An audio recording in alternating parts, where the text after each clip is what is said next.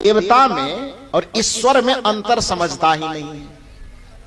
वो देवता को ही ईश्वर मानता है, जबकि इतनी सी बात जान लीजिए कि देवी और देवता की भूमिका अलग है और ईश्वर की भूमिका अलग है। ईश्वर, देवी और देवता में अंतर यह है कि ईश्वर कभी जन्म नहीं लेते, ईश्वर कभी मरते नहीं, ईश्वर कभी प्राणी, पदार्थ और परिस्थिति के आवेश में नहीं आता। वह त्रिकाल अबाधित होता है, जिसको गीता कहती कि नैनं छिदन्ति शस्त्राणि नैनं दहति पावकः न चक्लेद्यन्त्यापो न शोष्यति मारुतः न जायते मृते वा कदाचिन्नं भूत्वा भविता वा न भूयः अजो नित्यो शाश्वतो अयं पुराणो न हन्यते हन्यमाने शरीरे। मतलब कि न जायते, जो वो परम तत्व होता, जायते माने जन्म लेना होता है। भगवान श्री कृष्ण कहते न जायते, उस परम तत्व का जन्म नहीं होता है। न मृत्यते वा, उस परम तत्व की मृत्यु भी नहीं होती है। कदाचिन्नं भूत्वा भविता वा न भूयः, न उसका जन्म होता है न उसकी मृत्यु होती है। नैनं छिदन्ति शस्त्राणि, उसको शस्त्र से काटा भी नहीं जा सकता। नैनं दहति पावकः, उसको अग्नि के द्वारा जलाया भी नहीं जा सकता। न शोष्यति मारुतः, हवाओं के द्वारा उसे सुखाया भी नहीं जा सकता। पृथ्वी के अंदर उसे दफनाया भी नहीं जा सकता। तो जिसको अग्नि जला नहीं सकती, जिसको मिट्टी दफना नहीं सकता, जिसको पानी गला नहीं सकता, जिसको हवा अवशोषित नहीं कर सकता, जो न कभी किसी के गर्भ से जन्म करके आया है न कभी मृत्यु के मुख में जाएगा, ऐसे परम तत्व को सदगुरु कबीर साहब निर्गुण परम ब्रह्म परमात्मा कहते हैं। और उसकी उपासना करने के लिए कबीर साहब बताते। कबीर साहब से पूछा गया कि आप परमात्मा के विरोधी हैं, ईश्वर के विरोधी है? कबीर साहब ने कहा नहीं नहीं नहीं, मैं ईश्वर परमात्मा के विरोधी नहीं, बल्कि लोगों के दिमाग में जो एक भ्रम का नशा छाया हुआ है कि देवी देवता और ईश्वर में अंतर नहीं समझता। कल मैंने आपको समझाया था कि देवी और देवता कौन होता है? जिसके अंदर दिव्यता का समावेश हो जाए, जो बुराई से लड़ सके, जो अवगुणों का परिष्कार कर सके, जो पाप से किसी को मुक्त कर सके, वो सब देवी और देवता की श्रेणी में आ जाएगा। राम जी देवता हैं, कृष्ण जी देवता हैं, दुर्गा जी देवी हैं, काली जी देवी हैं, या जिसका भी आप नाम जानते, 33 कोटि आप कहते, तो 33 कोटि में जिनका भी नाम आप जानते हैं, यदि वह स्त्री है तो वह देवी है, और यदि वह पुरुष है तो वह देवता है। ये देवी और देवता अपने अपने विभाग के अधिकारी हैं, रिद्धि और सिद्धि के अधिकारी हैं, लेकिन वह परमात्मा के अधीन सारे के सारे देवी देवता आते हैं। इसलिए देवी और देवता एक तरह से कहा जाए तो उस परमात्मा के कर्मचारी हैं। व्यक्ति को साधना करनी चाहिए तो कर्मचारी से लगाव रखने के लिए साधना नहीं करनी चाहिए, बल्कि इसको साधना करनी चाहिए तो कर्मचारियों को जो चलाने वाला पदाधिकारी है उससे जाकर के नाता जोड़ना चाहिए। यही कबीर साहब कहना चाहते हैं। देवी देवता उस परम तत्व के विभाग को संचालित करने वाला है। उसको जो कार्य सौंपा जाता है उस कार्य के अनुरूप वो काम करने। जैसे प्रधानमंत्री, आप इसको एक व्याख्या के मतलब से समझिए कि पीएम और सीएम को तो आप जान रहे हैं, जानते हैं ना। तो प्रधानमंत्री जब कुर्सी पर बैठता है तो प्रधानमंत्री पूरे देश को अकेले चलाता है कि अलग अलग विभागों को चलाने के लिए अलग अलग मंत्री नियुक्त करता है। मंत्री को भी कुछ पावर होता है, लेकिन मंत्री को जो पावर मिलता है वो किसके मार्फत से मिलता है? किसके मार्फत से मिलता है? थोड़ा जोर से बोलिए ना, इधर वाले को बोलने दो, बड़ा ही खाली मंदिरे में दौड़ता है, कहता निर्गुण वाला को मानवे नहीं करते। पावर किससे मिलता है? प्रधानमंत्री से मिलता है। मंत्री की मर्जी हो जाए कि कुछ काम मैं कर लूं, लेकिन प्रधानमंत्री उस पे अड़ंगाल। मंत्री केवल अनुशंसा कर सकता है। मंत्री को यह पावर नहीं कि अपनी मर्जी चला दे और बिना प्रधानमंत्री के सिग्नेचर से कहीं कुछ कर दे। मुख्यमंत्री को यह पावर है कि राज्य में वो जो करना चाहे मंत्री के मार्फत से अनुशंसा जाएगी कि ये काम मुझे यहां करना चाहिए। वो विधान बनाएगा, वो नियम बनाएगा, वो फाइल भेजेगा, और जब मुख्यमंत्री का अंतिम सिग्नेचर उस पर होगा तभी जाकर के कोई काम धरातल पर उतरेगा। केंद्र सरकार के यदि कोई मंत्री होंगे तो उस मंत्री को अपने विभाग का जो दायित्व दिया गया है उस विभाग के सारे चीजों को देखेगा। उस मंत्री को जहां लगेगा कि इसकी आवश्यकता है वो अनुशंसा करेगा, फाइल बनाएगा, और वो फाइल और अनुशंसा भेजा जाएगा कहां पर? प्रधानमंत्री के पास। आखिरी सिग्नेचर जब प्रधानमंत्री का होगा तब फिर मंत्री के माध्यम से वो काम। तो मंत्री एक माध्यम है काम करवाने का। मंत्री के पास ये पावर नहीं है कि वो काम कर दे। समझ रहे हैं बात को? ठीक उसी प्रकार से देवी और देवता जितने हैं वो उस परम तत्व के एक मंत्रालय को, एक विभाग को चलाने वाले मंत्री हैं, लेकिन असली पावर जो है वो परम तत्व, निर्गुण तत्व परमात्मा के पास है। इसलिए कबीर साहब कहते हैं कि मैं तुम्हें वह रास्ता बताता हूं कि मंत्री से के पास जाने और झुकले सलाम करने की क्या आवश्यकता है। डायरेक्ट तुम जो परमात्मा है, परम तत्व है, उसी से नाता जोड़ लो। वो रास्ता निर्गुण तत्व का रास्ता है। ये कबीर साहब समझाना चाहते हैं। यही कारण है कि एक व्यक्ति जब हनुमान जी के मंदिर में गया, हनुमान चालीसा से तो आप अवगत है ना, हनुमान जी के मंदिर में गया और हनुमान जी से निवेदन किया कि हनुमान जी आप अष्ट सिद्धि नव निधि के दाता कहलाते, तो आप मेरे ऊपर कृपा कीजिए और मेरे जीवन में परम शांति, परम मोक्ष, परम कल्याण, परम पद को उद्घाटित कर दीजिए।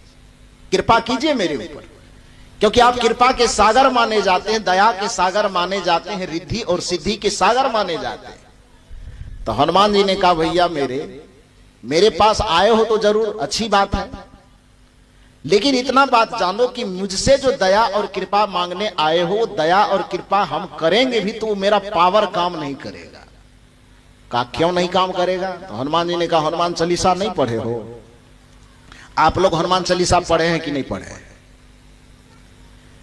जो नहीं पढ़े होंगे तो सुने तो जरूर होंगे, लाउड स्पीकर में बजता होगा। तो वैसे 40 चौपाई की है, पढ़ना सबको चाहिए अपनी सभ्यता संस्कृति को समझने के लिए, लेकिन नहीं पढ़े तो कम से कम हॉर्न के माध्यम से चालीसा की पंक्ति जरूर सुने होंगे कि नहीं?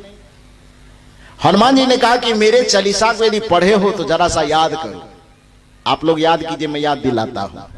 जय जय जय हनुमान गोसाई।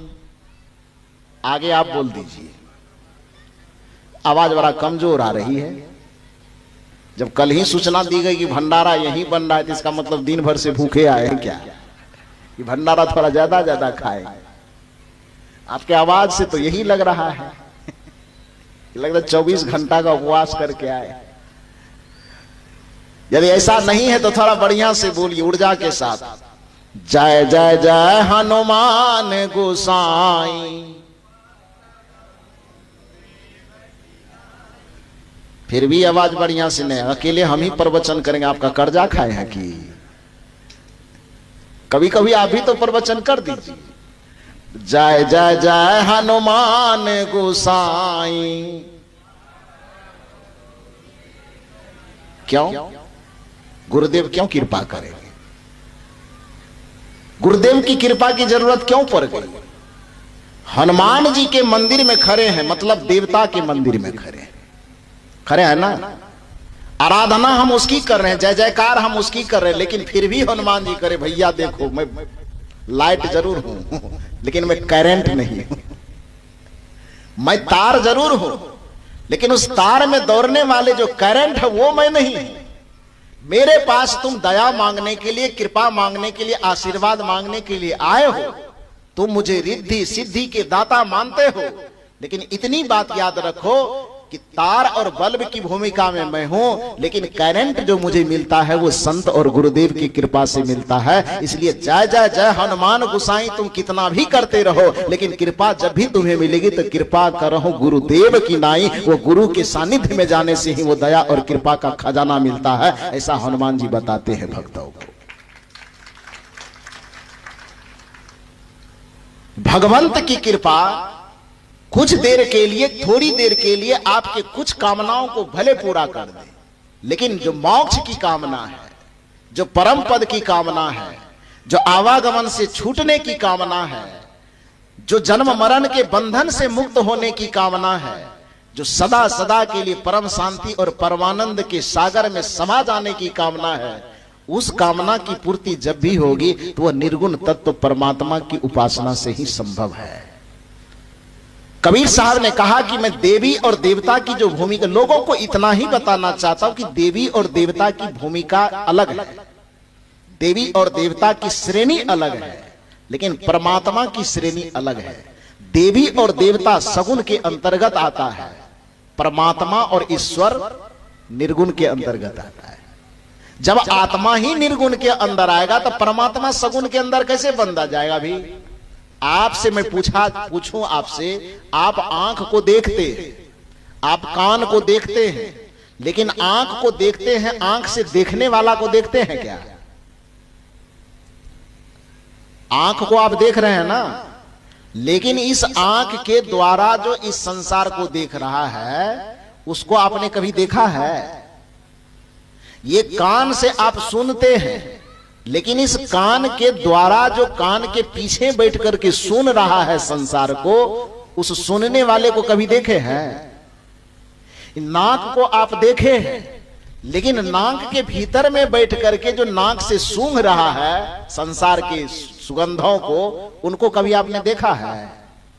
पैर को तो आप देख रहे हैं, लेकिन इस पैर के द्वारा जो संसार में चल रहा है उस चलने वाले को कभी देखे हैं? कहीं आपको ये तो भ्रम नहीं लग रहा है कि आंख ही देख रहा है? कहीं आपके दिमाग में यदि ये बैठा हुआ हो कि हाथ ही काम कर रहा है, कहीं आपके दिमाग में ये बात बैठी हुई हो कि पैर ही चल रहा है, कहीं आपके दिमाग में यह बात बैठी हो कि मुंह ही बोल रहा है, तो एक सवाल होगा आपसे, क्या किसी मुर्दा को आपने देखा है कि नहीं? किसी लाश को देखे हैं आप? लाश के पास आंख रहती है कि वृंदावन घूमने चली जाती है? आंख जाती है वृंदावन।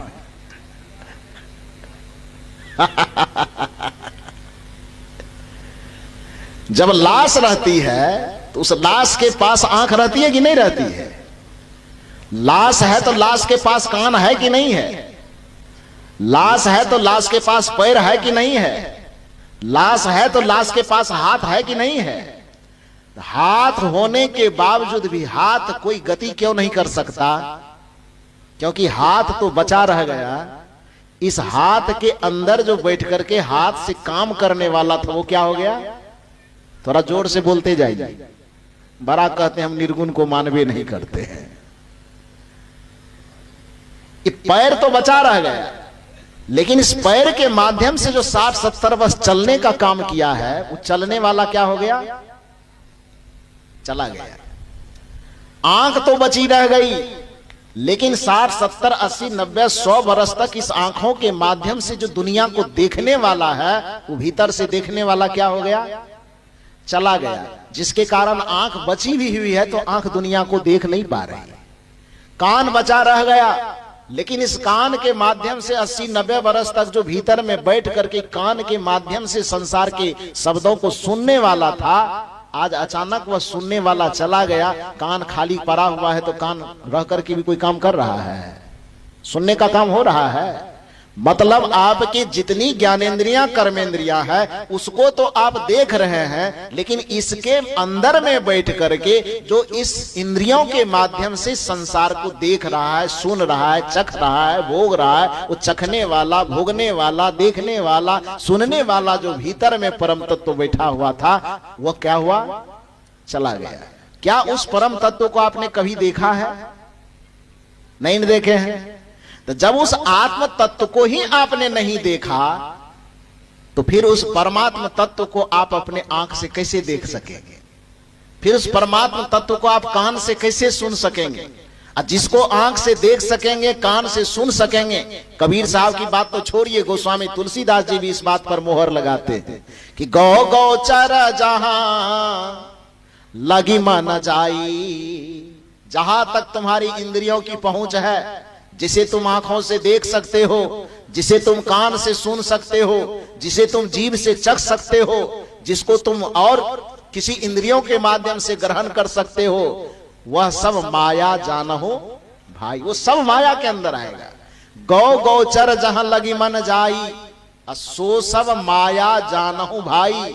तुम्हारी इंद्रियां और इंद्रियों के विषय की पहुंच जहां तक है, वह परमात्मा की सत्ता नहीं है, वह माया की सत्ता है। इसलिए परम तत्व को यदि समझना हो तो उसे इंद्रियों से समझने की भूल कभी मत करना, क्योंकि इंद्रियों की पहुंच ही गुण तक है, अर्थात इंद्रियों की पहुंच सगुण तक है, और सगुण की पहुंच जहां तक है उसको गोस्वामी जी भी बता रहे, सो सब माया जानहु भाई। इसलिए देवी और देवता की जो पहुंच है, जिसकी पूजा और उपासना हम जीवन भर करते हैं, हाँ, उसकी आवश्यकता है प्रारंभिक काल में। इसलिए कबीर साहब ने उस सगुनवाद को नकारा नहीं। कल भी माननीय विधायक जी यहां पर आए थे, हालांकि उनको बहुत जल्दी जाना था, कार्यक्रम संपन्न करके यहां से चले गए, लेकिन एक बात वो कह करके गए कि हम लोग सगुनवाद वाले हैं, आप निर्गुण वाले हैं, इसी वजह से थोड़ी थोड़ी इसकी जरूरत है। मैं यदि वो बैठते थोड़ी देर तो मैं उनसे आग्रह करता कि आप जो कहते हैं कि आप सगुन वाले हम निर्गुण वाले, तो आप भी यही कहना चाहते हैं कि हम उसके खिलाफ में हैं। बिल्कुल खिलाफ में नहीं। अरे कबीर साहब ने स्पष्ट कहा है कि सरगुण की सेवा करो, निर्गुण का कर ज्ञान, सरगुण निर्गुण से परे तहां हमारा ध्यान। साहब कहते हैं कि प्रारंभिक अवस्था में आपको सगुण की जरूरत पड़ेगी। दुख तब होती है कबीर जैसे संतों को, जब उस सगुण को जो प्रारंभिक अवस्था में आपको केवल सहारा पाने के लिए दिया गया था, उसी सगुणवाद में जब अटक अटक करके पूरा जीवन उसी में खपा देते हैं, तब संतों को बड़ा कष्ट होता है कि फिर तुम तो अपना जीवन बर्बाद कर रहे हो। यदि इस बात को समझना चाहे तो एक उदाहरण मैं आपके बीच का उदाहरण देता हूं। आपके घर में छोटे छोटे बच्चे हैं, यदि वह बच्चा जन्म लिया है, एक आध साल के बाद किसी तरह धरती पर गुड़क रहा है, लुढ़क रहा है, आपके मन में अभिलाषा जगती है कि अब वह बच्चा किसी तरह खड़ा हो, थोड़ा चले, थोड़ा दौड़े। इसके लिए आप बाजार जाते हैं और बाजार से या तो लकड़ी की एक गाड़ी या रबड़ की एक गाड़ी खरीद करके लाते हैं। आप अपने आंगन में उस बच्चे के सामने उस गाड़ी को छोड़ देते हैं। धीरे धीरे वह बच्चा उस गाड़ी के प्रति आकर्षित होता है, गुड़कते गुड़कते जाता है, उस गाड़ी को पकड़ करके धीरे धीरे चहलकदमी करके चलना शुरू करता है। यह दृश्य देख करके आपके मन को खुशी मिलती है कि दुख मिलता है? थोड़ा जोर से बोलिए। खुशी मिलती है ना, कि हमने गाड़ी लाके दिया और बच्चा उसका सहारा पा करके धीरे धीरे चलना शुरू कर दिया। खुशी मिलती है। वह खुशी आपको गाड़ी चलाते देख करके 1 महीना, 2 महीना, 6 महीना, साल भर तक खुशी देगी। लेकिन थोड़ी देर के लिए कल्पना कीजिए कि वह बच्चा 15 साल का हो गया है, फिर भी बिना गाड़ी का सहारा पकड़े वह चल नहीं पा रहा है।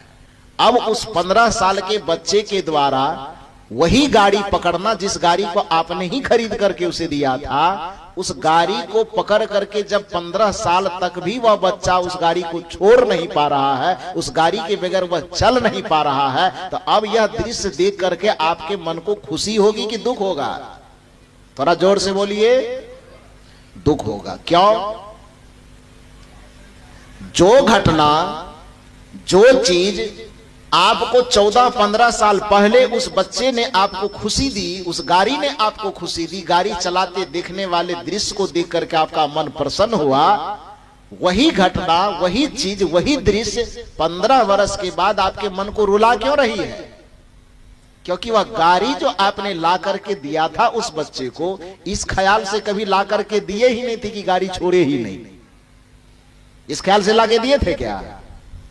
गाड़ी उसको आपने इस ख्याल से ला करके दिया था कि अभी यह बच्चा है, इसके पैर में ताकत नहीं है, खड़ा होना सीखा नहीं है, चलना और दौड़ना भी सीखा नहीं है। सिखाने के लिए, इसके पैर में ताकत भरने के लिए, पैर में शक्ति देने के लिए, एक सहारा के लिए एक गाड़ी इसको दे देते। धीरे धीरे इस सहारा के माध्यम से खड़ा होना सीख जाएगा, धीरे धीरे इस सहारे के माध्यम से चलना सीख जाएगा, धीरे धीरे इस सहारे के माध्यम से दौड़ना सीख जाएगा। और जिस दिन इसके पैर में ताकत आ जाएगी, जिस दिन ये चलना सीख जाएगा, जिस दिन ये दौड़ना सीख जाएगा, उस दिन ये गाड़ी को क्या करेगा?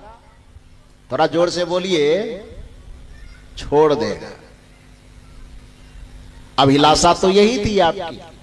लेकिन यदि वह बच्चा 15 साल के बाद भी अपने पैर पर खड़ा ना हो सके, अपने पैर के बल पर वह चल ना सके, अपने पैर के बल पर वह दौड़ रह सके, वह माता पिता जिसने उस गाड़ी को बाजार से खरीद करके लाया था, माथा पीटते पीटते पूरा जीवन उसका बर्बाद हो जाएगा। कबीर साहब जो आपके पूजा पाठ से माथा पीटते हैं, उसके पीटने का कारण यही है कि जो पूजा आपके चेतना को खड़ा होने के लिए दिया गया था, जो पाठ, जो मंदिर, जो तीर्थ, जो व्रत थोड़ी देर के लिए भक्ति के माध्यम में आपके चेतना को खड़ा होने के लिए दिया गया था, उसी भक्ति को पकड़ करके आप अपनी चेतना को इतना लंगड़ा बना लिए हैं कि आप निर्गुण तत्व का विरोध ही करना शुरू कर दिए हैं।